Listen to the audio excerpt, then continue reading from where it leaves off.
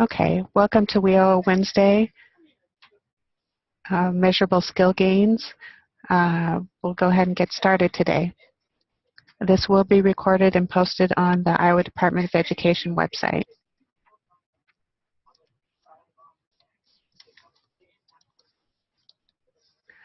Our objectives today are to briefly go over the joint final rule and the joint report. We'll discuss periods of participation and measurable skill gains, and then the National Reporting System Table 4, which measures the measurable skill gains for adult literacy. Some references used in this presentation are the nrsweb.org site. The new tables for NRS are posted on that website, and many of the slides are adopted from some trainings they've provided for us. The WIOA Joint Final Rule was passed on June 30th of this year and went into effect on July 1st. Part 677 refers to the performance accountability under Title I of WIOA. Subpart A is the state indicators of performance for core programs, and Subpart F is the performance reporting for administrative requirements. In addition to that, Part 463 has the Adult Education and Family Literacy Act. Subpart H is the Unified and Combined State Plans, and Subpart I refers to the performance accountability. As part of that, the WIOA performance measures, all 4 core programs are held accountable for the same primary indicators for performance. So the IOWD workforce, adult dislocated worker and youth, and Wagner-Pizer Titles 1 and 3, as well as adult literacy Title 2 and vocational rehabilitation Title 4 are all held to the same primary indicators for performance. Those are employment second quarter after exit, employment fourth quarter after exit, median earnings, credential attainment rate, measurable skill gains, and employer measure. Today we're going to talk about measurable skill gains of those 6 measures.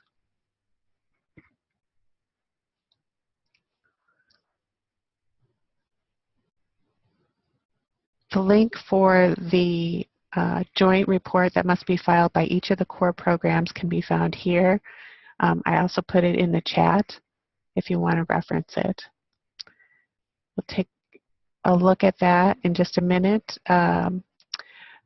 The joint report includes aggregated performance outcomes broken out by 11 groups, the barriers, and also by age, gender, and race. It looks at the employment rate in the second quarter after exit, the employment rate fourth quarter after exit, median earnings, credential rate, and measurable skill gains rate. So 5 of those 6 measures. I did not put the entire report on here. It's hard to read that way. So I provided the link, and this is in the upper portion of the report. I just want to point out where measurable skill gains falls into the report. So in the upper portion of the report, it gathers the total participants statewide, and then also on the measurable skill gains column, it captures how many individuals made a measurable skill gain, and then the rate that's recorded for the total for the state. This report is also broken out by gender and age group, and also race and ethnicity. Again, for the measurable skill gains, it's broken out for each of those categories. And then finally, also for the 11 barriers to employment, it's broken out for each of those categories as well. So again, each of the core programs must file this report, and this is where the measurable skill gains information will be populated.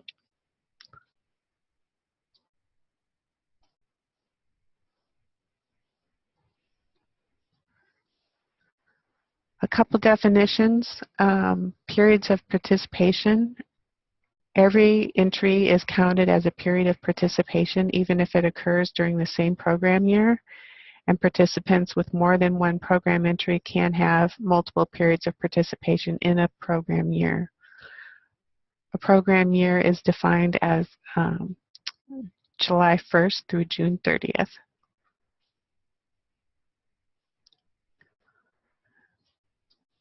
So a student can start in July 1st and have 12 or more contact hours and leave in October, and the measurable skill gain is evaluated for that time period. They can come back in January, again, accumulate 12 or more contact hours, and leave in March, and the measurable skill gain is evaluated again. That same student can come back in June and remain in the program after having 12 contact hours, and the measurable skill gain is evaluated again on June 30th at the end of the program year.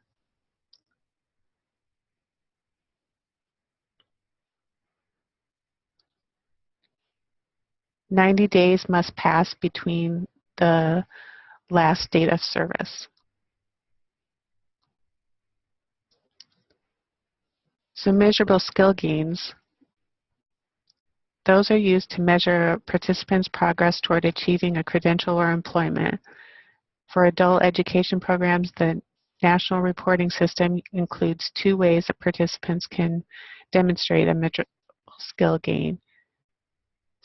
Those are the educational functional gains and the receipt of a secondary credential. An exit is not required to measure measurable skill gain, and only 1 gain per participant is counted per period of participation.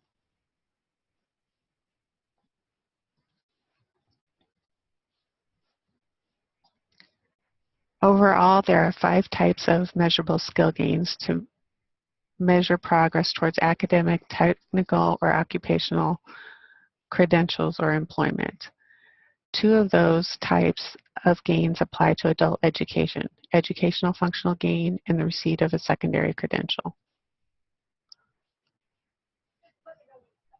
So those 2 types of gains are 2 of the measures. The additional measures are a secondary or post-secondary transcript or report card, a progress report that establishes milestones towards completion of on-the-job training, completion or an apprenticeship program, or the successful passage of an exam that's required by a particular occupation.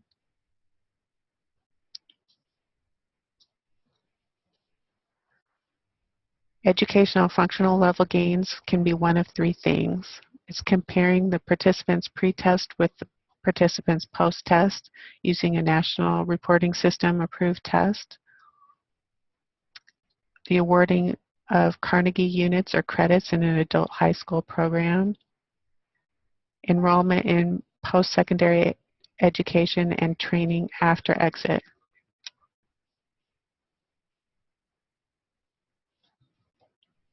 A Carnegie unit is 120 hours of contact time with an instructor. Most public high schools award credit based on this 120-hour standard. States and district coursework requirements for graduation may vary. And most states require a minimum number of units. So again, there's 5 different types of measurable skill gains.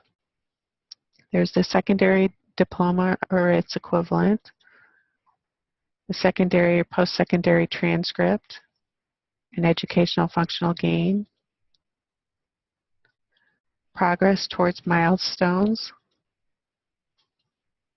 or the passing of a technical or occupational knowledge-based exam. Those are the 5 different types. 2 of those are for adult education and used in Title II. And those are highlighted in blue, the secondary diploma equivalent and the educational functional gain. Those are the 2 measures that will be used this program year for measurable skill gains. There's 3 types of educational functional gain. There's a measure of the pre and the post test, the completion of Carnegie units, and program exit and entry into a post-secondary education.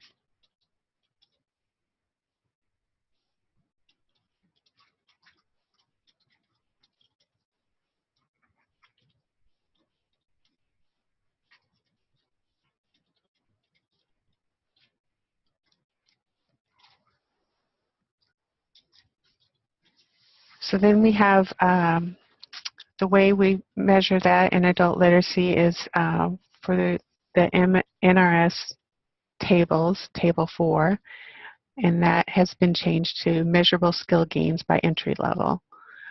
It provides the participant numbers and rates for measurable skill gains broken down by educational functional level and also for periods of participation.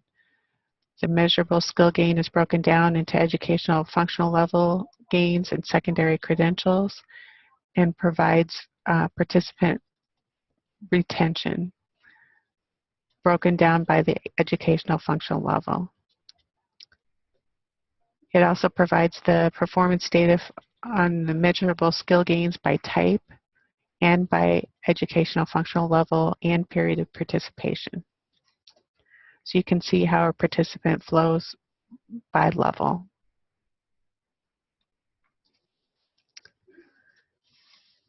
Okay, so I sent out a link also for Table 4, so you can refer to that. What I'm going to show on the screen is an abbreviated version of that. So let's go over Table 4 again. This first column is the educational functional level. That has changed. So now there's a descriptor for each of those levels. It's adult basic education levels 1 through 6 and education or second language, English as a second language levels 1 through 6. So those are what appear in the column A of the Table 4. This is an abbreviated version of that. Next, you have the total number enrolled. Column C shows the total hours for participation.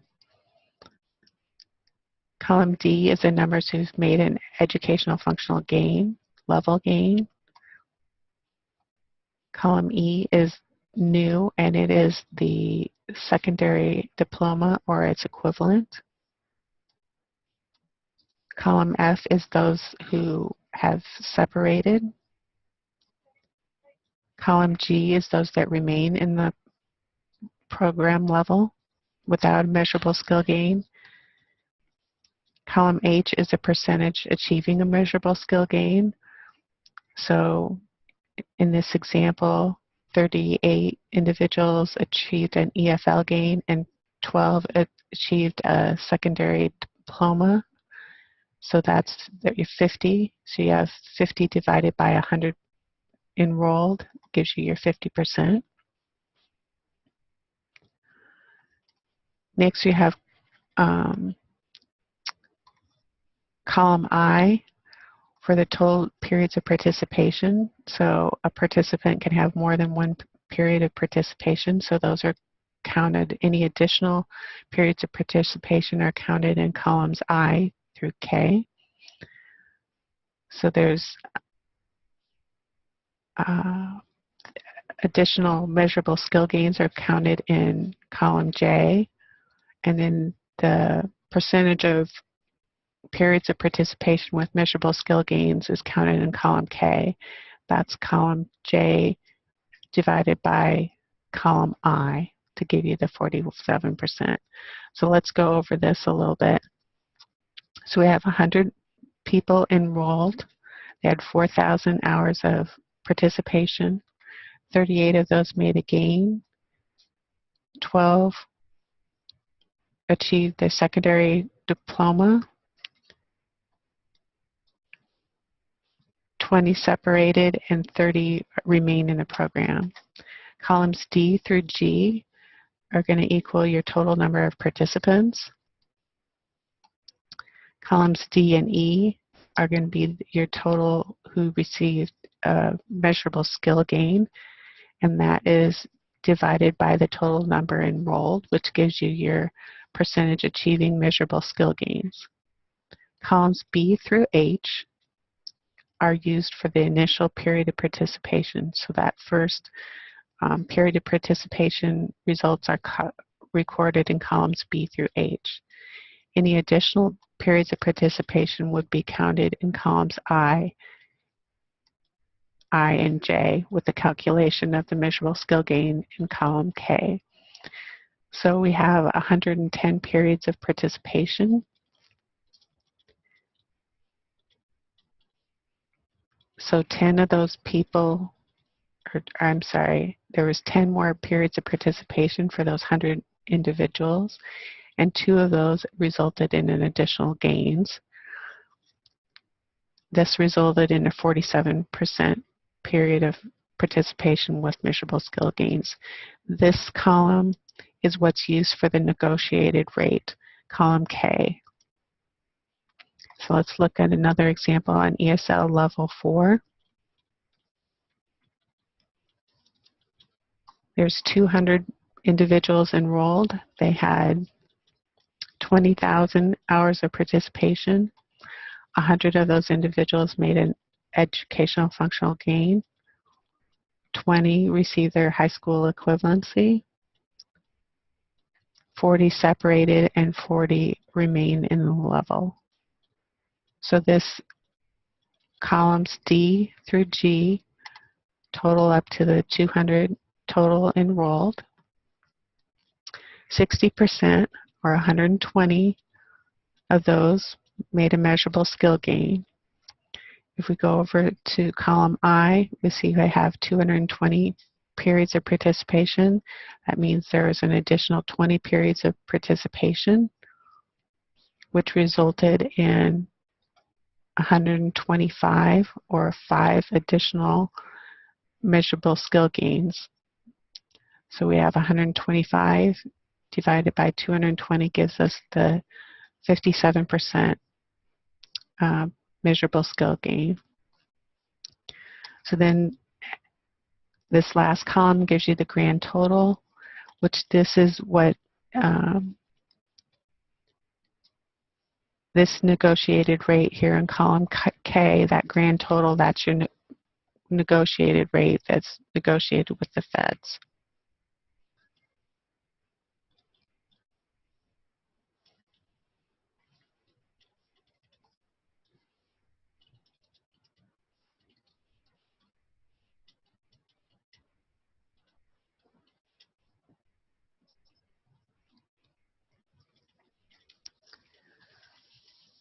So table 4 for assessment and periods of participation. Participant must be placed in the appropriate EFL period at each period of participation. It may change from the prior period based on the pretest. The policy and procedures for assessing students should not change because of the period of participation, and good assessment practices should always be followed. Assessments can carry over from new periods of participation if a student returns before the test has expired. That is, the time has not exceeded the publisher's guidelines for retesting. If the publisher does not have retesting guidelines, then the state must establish a policy for retesting that time, and local programs must follow that. Again, retesting policy must be based on sound assessment practice. If the test has expired, according to the publisher or state policy, the participant must be retested with no carryover from the prior period of participation. A new period of participation is recorded using the results of the new assessment. An EFL at a second period of participation may differ from that of the first period of participation. An EFL for the first participation is recorded in column B. EFL for the second period of participation is recorded in column I.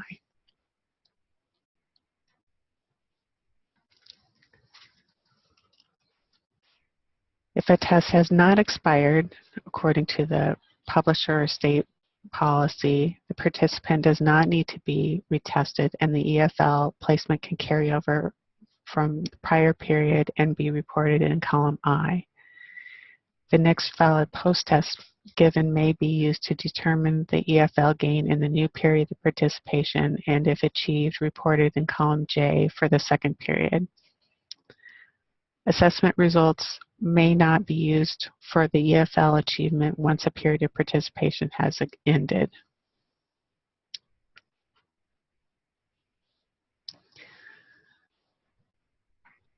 So for the state of Iowa, we want to focus on meeting those EFL benchmarks. Our state goal average, or our negotiated rate, is 43%, and the link for where those benchmarks are posted is right there in the PowerPoint. We also want to focus on achieving individuals receiving their secondary diploma or high school equivalency diploma. Our benchmark targets, as posted on the website, are displayed here. Again, that's broken out by each level, and then the average, it's not really the average, it's our total negotiated rate is 43%. And again, that's based off of column K. Okay.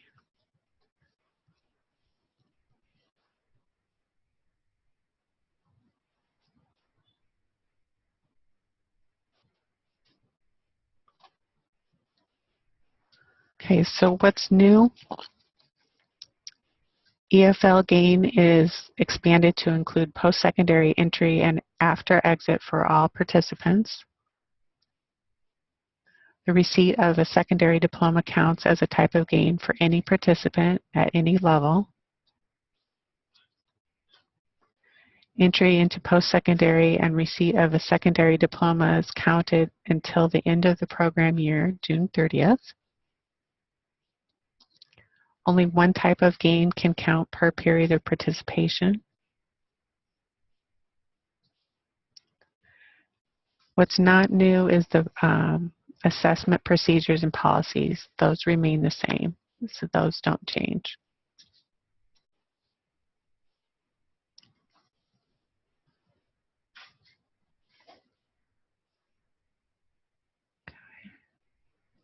At this time, I'd like to open it up for questions. So you'll need to unmute yourself if you have a question if you want to. Otherwise, looks like we have some questions in the chat, and we'll go over those. So there's a question about column B. Does column B still reflect those who attended 12 or more hours? And yes, those only qualify as a participant with 12 or more hours, and a pretest is included in Table 4.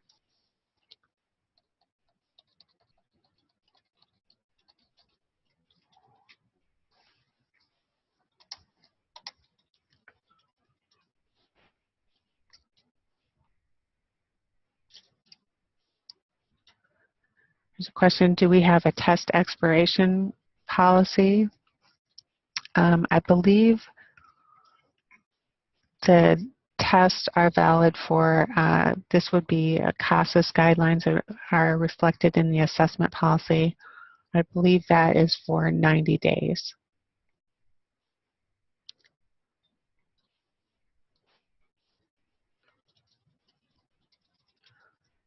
Okay. So there's a question, when someone leaves and returns after 90 days, they are re-entered, are they automatically now counted as an additional period of participation, or is there an additional step? Um, that is yet to be determined as far as TE goes. So we're hoping that that will be determined automatically. Um, they would need that additional 12 hours, at least a minimum of 12 hours to count as an additional period of participation.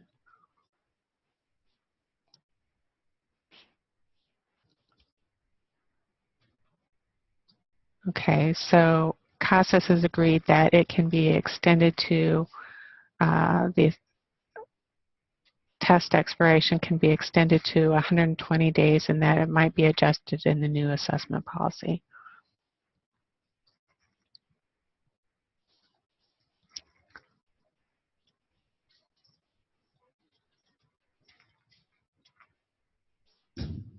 Lisa, this is Darla.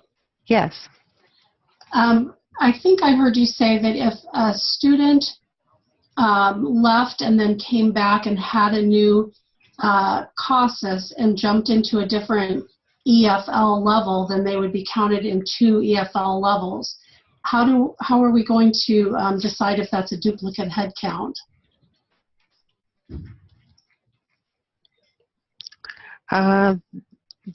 That's a good question.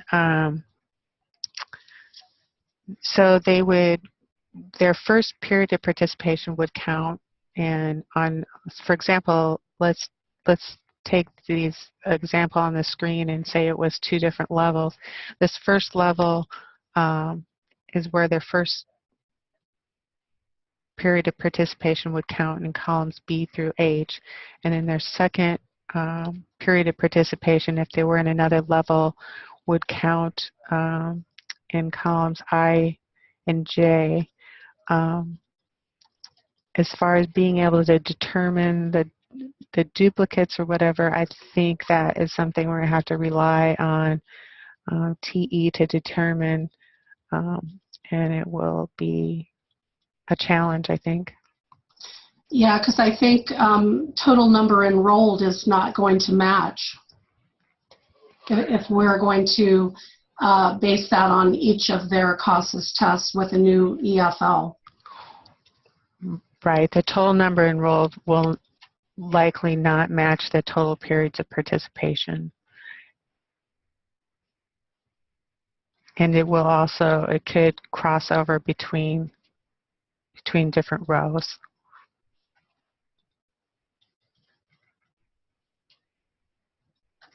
So that CASAS is working on the changes now. And so hopefully we'll learn more in the next couple months here since it is in effect.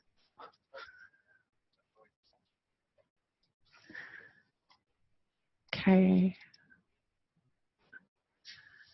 Being a workforce partner, it has been our understanding in Iowa the primary assessments used to measure EFL typically has been CASAS and TABE.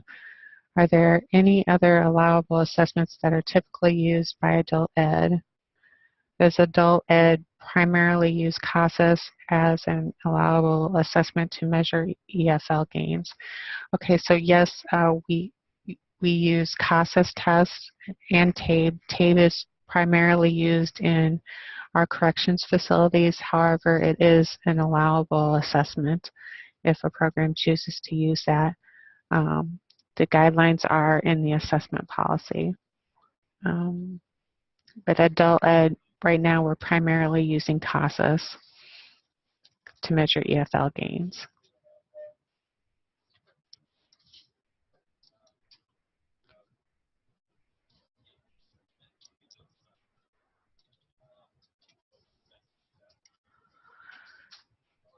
As local programs, we don't have the right to gather employment and wage data, right? Is that done by the state or local IWD region? What if a participant is not co-enrolled and only in Title II? So I'll start with the last question. So a participant, each of the core partners has to file the joint report, and the performance report and report accordingly. So for adult education, we'll be reporting on the measurable skill gains. And then at the state level, we will be working with IWD to do matches to obtain the employment and wage data for the other measures.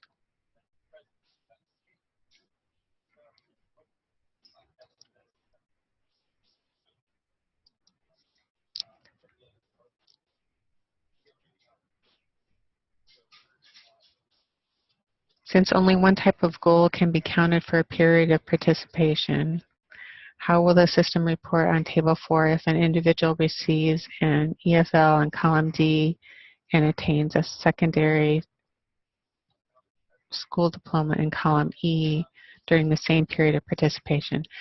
If that would occur, so in column D, a student receives educational functional gain and then also obtains the secondary diploma, whichever one is later would be counted. So it's going to be whichever one's later. They would still be counted, and only one of those would count.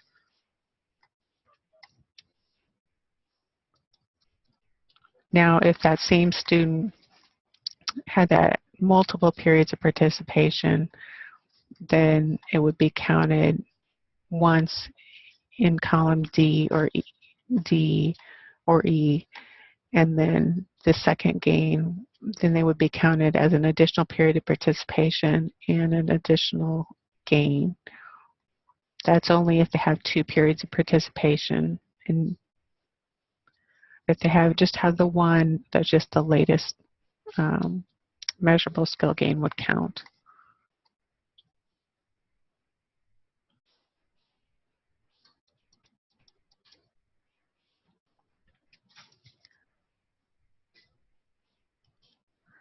Can you explain more about the test expiration date? I'm not sure what that refers to.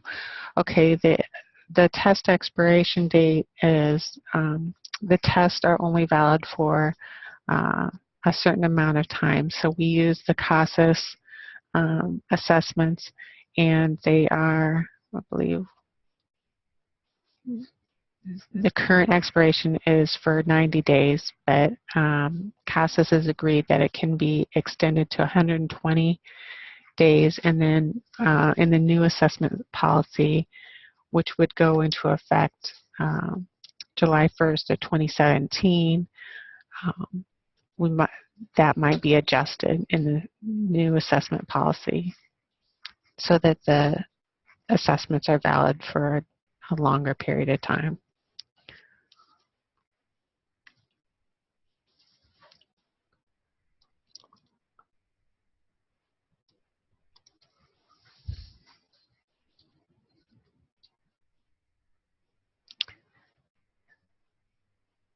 That would allow us to carry over a test as pretest, so kind of similar to how we might proxy test from one year to another year after assessments are taken after May 4th, or I believe May 11th, or whatever that date is.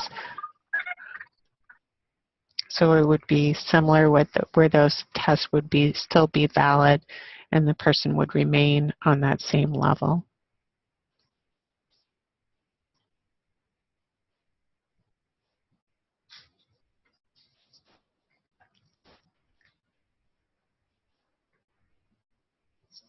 Ian's asking if, do we mean the assessments themselves, such as life and work?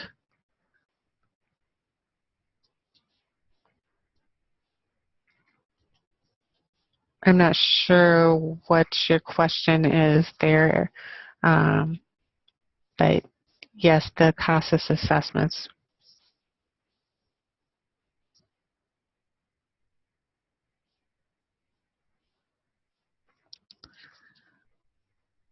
So if a student takes a test until 100 hours of instruction, the pretest may expire. Only in the sense that it wouldn't, if you had another period of participation, you couldn't use that same pretest. So, for example, if somebody started in June or July of one year and they came for 12 hours and did their assessments and whatever, and say they left and never came back after their 12 hours, and then they came back, they came back the following June, chances that pretest would have expired and you would pretest them again.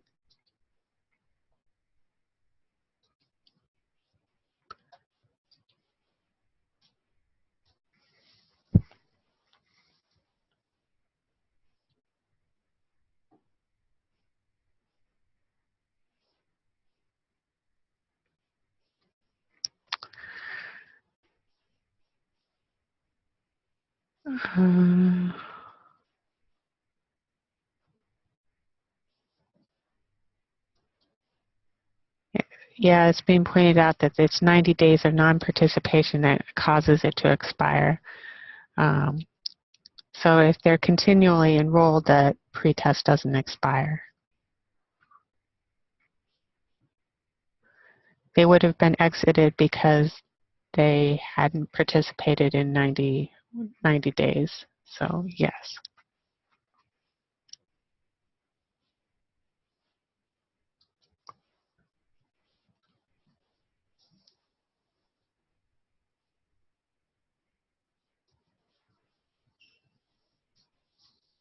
So the new assessment policy would go into effect July 1st of 2017.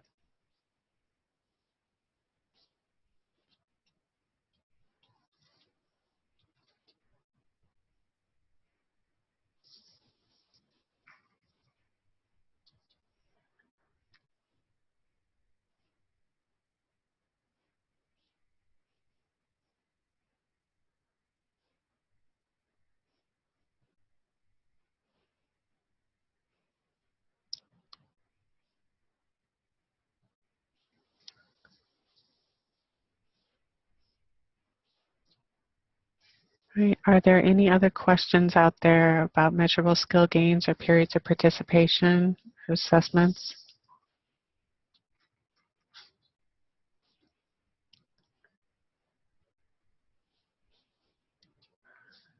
If a student has exited and the pretest expires with 12 hours of instruction, that counts against us.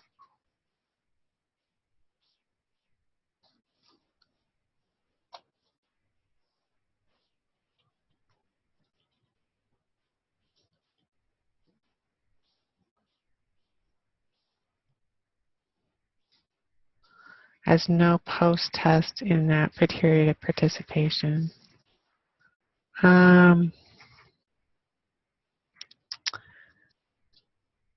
Yes, they would not. They would not have a post-test. So yes, that would count. That would count against you, just the same as it does counts against you now if you don't have a post-test.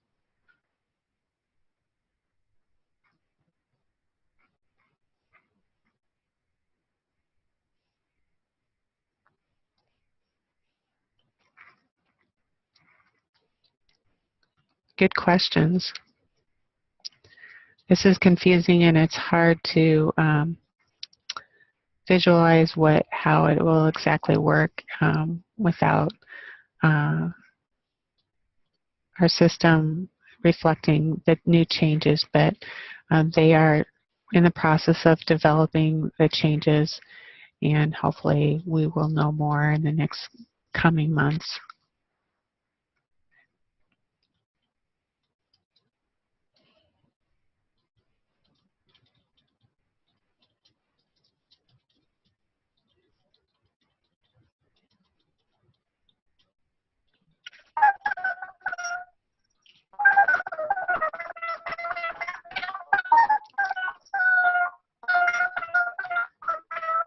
Someone is trying to ask a question, and maybe you could type it in the chat. I can't understand you.